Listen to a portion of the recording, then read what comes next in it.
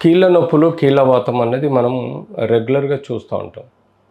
So, కీళ్ళ నొప్పులు అనేది మనకు బ్రాడ్‌గా చూస్తే చాలా రకాలుగా వ్యాధులుంటాయి. ఇందులో మనకు రుమటైడ్ ఆర్థరైటిస్ ఉంది, సోరియాటిక్ ఆర్థరైటిస్ ఉంది, గౌటీ ఆర్థరైటిస్ ఉంది, ట్యూబర్క్యులోస్ ఆర్థరైటిస్ ఉంది, ట్రొమాటిక్ ఆర్థరైటిస్ ఉంది, డీజనరేటివ్ ఆర్థరైటిస్ ఉంది. ఇలా మనకు వైరల్ ఆర్థరైటిస్ ఇలా ఎన్నో రకాలుగా మనకు ఈ బ్రాడ్‌గా ఆలోచిస్తే ఇన్ని రకాలుగా కీళ్ళ నొప్పులున్నాయి.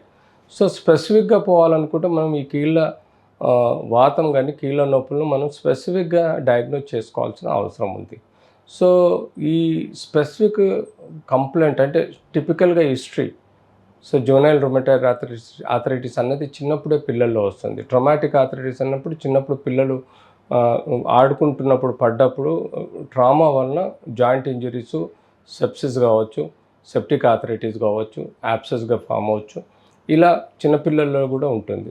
రికెట్షియా అని ఉంటుంది. రికెట్షియా అంటే విటమిన్ డి, కాల్షియం తక్కువ ఉండటం వలన జాయింట్ ఆర్థరైటిస్ డెవలప్ అవ్వచ్చు. చిన్నపిల్లలలో రుమటాయిడ్ పేరెంట్స్ నుంచి వచ్చే కీళ్ళవాతం ఏదైతే ఉందో ఆ కీళ్ళవాతము పేరెంట్స్ నుంచి పిల్లలకి చిన్నప్పుడే జువెనైల్ రుమటాయిడ్ ఆర్థరైటిస్ రావచ్చు. ఇలాంటి కీళ్ళవాతాన్ని మనం స్పెసిఫిక్‌గా ఎక్స్‌రే, ఎంఆర్ఐ, సిటీ ప్లస్ కొన్ని రక్త పరీక్షలు, స్పెసిఫిక్ రక్త పరీక్షలు చేయటం వల్ల మనకు డయాగ్నోస్ చేసుకొని ఆ డయాగ్నోసిస్ ప్రకారం ట్రీట్మెంట్ ఇవ్వాల్సిన అవసరం ఉంటుంది. క్రమేణా మనం అడల్ట్స్‌లో చూస్తే డీజనరేటివ్ ఆస్టియోఆర్థరైటిస్ 40-45 ఏళ్ళు పైబడిన వాళ్ళకి ఎముక ర్యాపిడిటీ పెరిగి అంటే వేర్ అండ్ టియర్ పెరిగి అరిగిపోవడం అన్నది మనం విటమిన్ డి, కాల్షియం తక్కువ ఉండడం అంటే ఆస్టియోపోరోసిస్ వలన కానీ, ట్రామా వలన కానీ, లేకపోతే ఇతరత్ర డీజనరేటివ్ కీళ్ళవాతం వలన కానీ డ్యామేజ్ అయ్యే ఆస్కారం ఉంటుంది. సో, ఇలాంటి వ్యాధులతో పాటు ఈ కీళ్ళవాతం ఎక్కువగా ఉంటుంది కాబట్టి మనం స్పెసిఫిక్‌గా మిడిల్ ఏజ్‌లో వచ్చే సమస్యలు రుమటాయిడ్, గౌటీ ఆర్థరైటిస్, అలాగే psoriatic arthritis, non specific rheumatoid arthritis, లేకపోతే వైరల్ ఆర్థరైటిస్ ఇలాంటి ఆర్థరైటిస్ అనేది మనకు అడల్ట్ ఏజ్‌లో ఎక్కువగా వచ్చే ఆస్కారం ఉంటుంది. దానికి ట్యూబర్క్యులోస్ ఆర్థరైటిస్, సెప్టిక్ ఆర్థరైటిస్ ఇలాంటివన్నీ మనం చూసుకోవచ్చు. ఆస్టోమైటిస్ ఆర్థరైటిస్ కూడా చూస్తాం. సో, ఇలాంటి కీళ్ళవాతాన్ని మనం స్పెసిఫిక్‌గా ఇన్వెస్టిగేట్ చేసుకొని దానికి తగ్గట్టుగా ఒక్కొక్క ఇండివిజువల్ వ్యాధి ప్రకారం దాన్ని ట్రీట్ చేయాల్సిన అవసరం ఉంటుంది. సో, ఓల్డ్ ఏజ్ మనం అబోవ్ 40-50 ఏజ్ తర్వాత వచ్చే సమస్యలు మేజర్గా డీజనరేటివ్ ఆస్టియోఆర్థరైటిస్. డీజనరేటివ్ ఆస్టియోఆర్థరైటిస్ అంటే ఎముక అరిగే గుణం కలిగిన, ఎందుకంటే ప్రతి ఎముకకు మధ్యలో ఒక పొర ఉంటుంది. దాన్ని మేము మృదులాస్థి ఆర్ కార్టిలేజ్ అంటాం. సో, మోకాల్లో కూడా కీళ్ళల్లో కానీ ప్రతి కీళ్ళకు కూడా ఒక మృదులాస్థి ఆర్ కార్టిలేజ్ ఉంటుంది.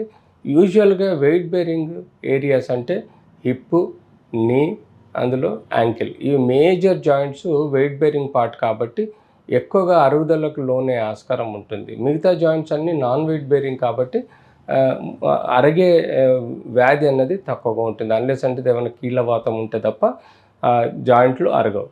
సో, మనకు అందులో హిప్, నీ, యాంకిల్లో నీ అన్నది మోస్ట్ కామన్ కీళ్ళవాతం. అది అరగడం వలన మనకు ఈ డీజనరేటివ్ ఆస్టియోఆర్థరైటిస్ అన్నది వస్తుంది. సో, మనం స్పెసిఫిక్‌గా స్టేజ్ 1, 2, 3, 4 వరకు మనం దీనిలో గ్రేడింగ్ చేసుకొని స్టేజ్ 1, 2, 3 కన్జర్వేటివ్ అంటే మందులు, ఇంజెక్షన్లు, ట్యాబ్లెట్స్, అంతేకాకుండా బ్రేసు, ఫిజియోథెరపీ ద్వారా జాగ్రత్తలు తీసుకుంటే సరిపోతుంది. అదే సపోజ్ స్టేజ్ 4 అయితే సర్జరీ తప్పనిసరి పరిస్థితుల్లో ఈ కీళ్ళవాతంలో చేసుకోవాలి. సో, రుమటాయిడ్ ఆర్థరైటిస్కు స్పెసిఫిక్‌గా మెడిసిన్స్ ఉంటాయి. ఆ మెడిసిన్స్ ఇవ్వటం వలన కూడా మనం ఈ యొక్క డిజీజ్ని కంట్రోల్ చేయొచ్చు. అలాగే గౌటీ ఆర్థరైటిస్ కూడా దానికి సంబంధించిన అలోపెరినాల్ కానీ, ఫెబుస్టాట్ అనే ఒక టాబ్లెట్స్ ఇవ్వటం వల్ల ఆ యొక్క యూరిక్ యాసిడ్ లెవెల్స్ను మనం బిలో 6 మెయింటైన్ చేయగలిగితే ఈ యొక్క గౌటీ ఆర్థరైటిస్ పైన ఉండదు.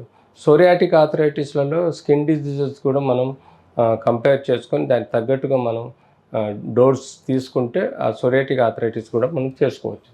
అదే ట్యూబర్క్యులోస్ ఆర్థరైటిస్ అయ్యేది ఉంటే తప్పనిసరి పరిస్థితుల్లో 9 మంత్స్ మనము దాని టీబీకి సంబంధించిన మెడిసిన్స్తో పాటు పెయిన్ కిల్లర్స్, ప్రోటీన్ ఫుడ్ ఇవ్వటం వల్ల కూడా ఈ ట్యూబర్క్యులోస్ ఆర్థరైటిస్ ఇంప్రూవ్ అవ్వచ్చు. అంతేకాకుండా మనకు స్పెసిఫిక్‌గా సెప్టిక్ ఆర్థరైటిస్ అంటే యూజువల్గా దెబ్బ తగిలిన తర్వాత చీమ్ ఫామ్ అవ్వడం మోకాల్లో ఉంటుంది. ఆ చీమ్ను మనం డ్రైన్ చేసేసి ప్రాపర్గా మెడిటేషన్, యాంటీబయాటిక్ ఇవ్వటం వల్ల కూడా సెప్టిక్ ఆర్థరైటిస్ మనకు తగ్గే ఆస్కారం ఉంటుంది. సో, ఇలా రకరకాల కీళ్ళ నొప్పులను, రకరకాల కీళ్ళవాతంను మనము టెక్నికల్‌గా ఎవిడెన్స్ బేస్ చేసుకొని ట్రీట్ చేయగలిగితే ఎట్టి పరిస్థితుల్లో మనం ఈ సమస్యను సాల్వ్ చేసుకోవచ్చు.